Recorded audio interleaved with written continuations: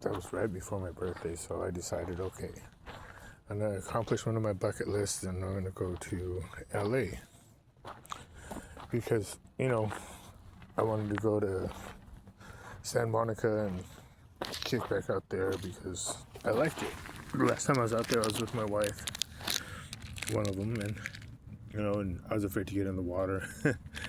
We had to deliver a car to LA, for somebody, so we got a U-Haul and loaded up the car and took it to LA, and then we was gonna stay, the night, but we pulled over to rest, and it was right by the beach, and I had a dream that a tsunami came, and I guess she said I punched her, and I started the car and I took off.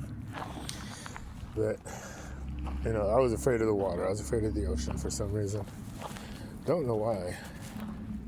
But then I was like, fuck it, when I went to LA, after that incident, I went to Santa Monica, and I spent a lot of time in Santa Monica on the pier, and I just finally said one morning, I caught up, and I was just like, shit, I'm just gonna do it. And I got in the water, and then they couldn't get me out.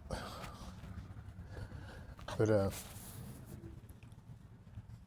about a week or two after I arrived in LA, I was on the subway, and LA has the subway that goes up to Hollywood, and there's a part of the subway that is really deep. It goes like 5 or 6 stories below the ground.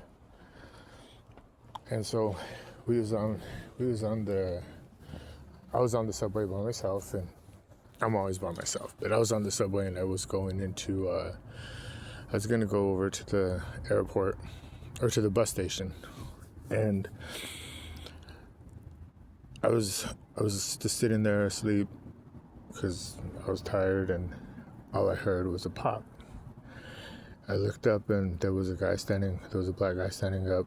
There was 3 white guys standing next to him, and then 2 girls, and then his girl, the black guy's girlfriend, was right there. And you could see the potato gun in his hand.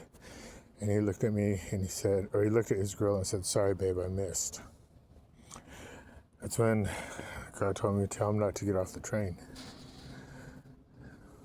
And so I did. I told him, I heard somebody say, "Don't get off the train. This isn't your exit." Because we were pulling up to a station. And then something made me look at the door. And I looked at the door, and you can see where a bullet went into the door.